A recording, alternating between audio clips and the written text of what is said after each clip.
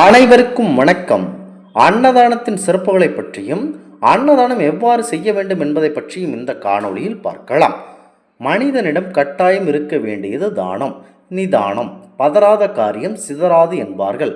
அதேபோல் நிதானத்தோடு இருந்தால் மட்டுமே நிம்மதி கிடைக்கும். தானத்தில் நிதானம் முக்கியம்தான். ஆனால் அதைவிட முக்கியமானது பிறரின் பசியை போக்கும் அன்னதானம் ஆகும். ஒரு மனிதன் போதும் என்று சொல்லக்கூடிய ஒரே தானம் அது என்னவென்றால் அது அன்னதானம்தான். ஒருவரிடத்தில் பொன் பொருள் ஆடை ஆபரணங்கள் பணம் கொடுத்தால் இன்னும் கொஞ்சம் தரலாமே என்ற மனம் எதிர்பார்க்குமே தவிர போதும் என சொல்வதில்லை. ஆனால் சாப்பிடும்போது வயிறு நிறைந்தவுடன் போதும் என்று சொல்லிவிடுவார்கள். இது கட்டாயம் சொல்லித்தான் ஆக வேண்டும். ஒருவருக்கு வயிறார உணவை அளித்தால் மனம் நிம்மதி பெறும். இதனை பெரும்பாலானோர் அனுபவத்தில் உணர்ந்து இருப்பார்கள். அதனை செய்யுகிறார்கள். போதும் என்ற சொல்லே அன்னதானம் செய்பவர்களுக்கு போதுமான செல்வத்தை கொடுக்குமாம். எனவேதான் எல்லா தானங்களிலும் அன்னதானமே சிறந்தது என சொல்லி வைத்திருக்கிறார்கள். இந்த அன்னதானத்தை எப்படி செய்ய வேண்டும் என்றால், அன்னதானம் செய்பவர்கள் தாங்கள் சாப்பிடாமல் இருந்து மற்றவர்களுக்கு அடுத்ததாக தங்களது குடும்பத்தினருடன் பரிமாற வேண்டும். தாங்கள் கரங்களால் பரிமாறுவதே இன்னும் சிறப்பாகும். பெரிய அளவிற்கு அன்னதானம் செய்ய முடியாதவர்கள் கூட சிறிய அளவில் தங்களால் முடிந்த அளவு நீங்கள் அந்த அன்னதானத்தை செய்யலாம்.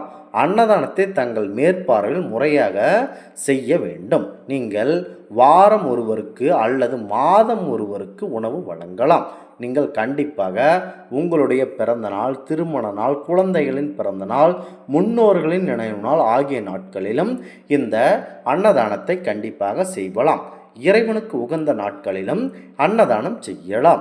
அன்னதானம் செய்ய இயலாதவர்கள் பசி என்று சொல்லி வருபவர்களுக்கு முக மகிழ்ச்சியோடு உணவளித்தாலே போதும்.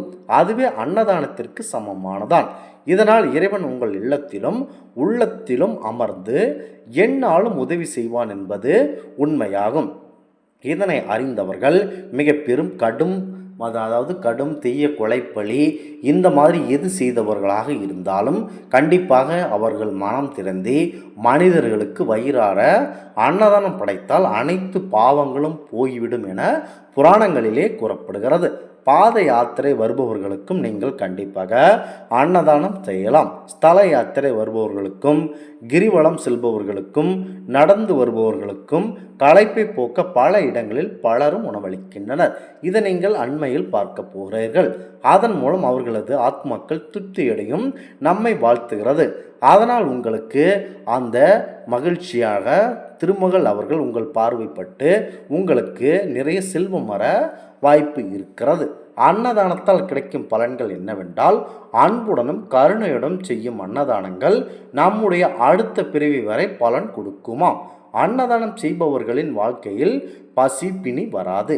இறைவனின் பரிபூர்ண அருள் உங்களுக்கு கிடைக்கப்பெறும். அன்னதானம் செய்து பிறரின் வாழ்வில் மகிழ்ச்சி பரப்புங்கள். குறிப்பாக இந்த அன்னதானத்தை பற்றி மகாபாரத போரில் மடிந்த கர்ணன் சொர்க்கலோகத்திற்கு சென்றார். பொதுவாக சொர்க்கம் சென்றவர்களுக்கு பசிக்கவே செய்யாதாம். இது அனைவருக்கும் தெரியும். அப்படி இருக்க நமக்கு மட்டும் ஏன் பசி எடுக்கிறது? பசியின் இந்த கொடுமையை என்னால் தாங்கிக் கொள்ளவே முடியவில்லை. இதற்கு காரணம் என்ன என்று யோசித்து கொண்டிருந்தார் கர்ணன். அந்த சமயத்தில் நாரதர் அங்கு வரவே நாரதரை அழைத்து, எனக்கு இப்படி ஏன் அகோர பசி எடுத்து கொண்டிருக்கிறது? என்னால் பசியை தாங்க முடியவில்லை. சொர்க்கத்தில் பசிக்காது என்பதுதானே நியதி. அப்படி இருக்க எனக்கு மட்டும் ஏன் இது நடக்கிறது நாரதரே என கர்ணன் கேட்டார். அதற்கு நாரதன், நீ பூலோகத்தில் இருக்கும் பொழுது செய்யாத தானம் இல்லை. ஆனால் அன்னதானத்தை செய்ய மறந்து விட்டாயே கர்ணா. நீ ஒருவருக்கும் அன்னதானத்தை தானமாக கூட கொடுத்தது இல்லை. அதனால்தான் சொர்க்கலோகத்தில் உனக்கு பசி எடுக்கிறது. அன்னதானம் செய்யாததன் பலன்தான் இப்போது நீ அனுபவித்து கொண்டிருக்கிறாய் என அன்னதானத்தின் பெருமையை நாரதரை கர்ணன் அவர்களுக்கு, அதாவது கர்ணன் என்பவர் தானத்தில் உயர்ந்தவராக கருதப்பட்டவர், அதனாலேயே அவருக்கே பசிக்கிறது என்றால் அன்னதானத்தை செய்ய தவறிவிட்டார். சரி, அதற்கு போது நான் என்ன செய்ய வேண்டும் என கேட்டபோது நாரதர், உன் வலது ஆள்காட்டி விரலை எடுத்து வாயில் வைத்துக்கொள், பசிக்காது என கூறிவிட்டார். அதேபோல் கர்ணன் வாயில் ஆள்காட்டி விரலை வைத்து பசித்திருந்தது. ஆனால் ஆள்காட்டி விரலை வாயிலிருந்து எடுத்தது மீண்டும் பசித்தது. இதன் காரணத்தை நாரதரிடமே கேட்டார். நீ தெரிந்தோ தெரியாமலோ அன்னதான கூடம் எங்கே இருக்கிறது என்று ஒருவர் கேட்டதற்கு உன் ஆள்காட்டி விரலை அதாவது நீட்டி வழி காண்பித்திருக்கிறாய். அதனால் உன்னுடைய ஆள்காட்டி விரல் மட்டுமே அன்னதான பலனை பெற்றது. எனவே நீ அதனை வாயில் வைக்கும் பொழுது பசிக்காமல் இருக்கிறது என விளக்கம் அளித்தார். உண்மையிலேயே ஒரு மனிதன் செய்ய வேண்டிய முக்கியமான தானம் என்றால் அது அன்னதானம்தான்.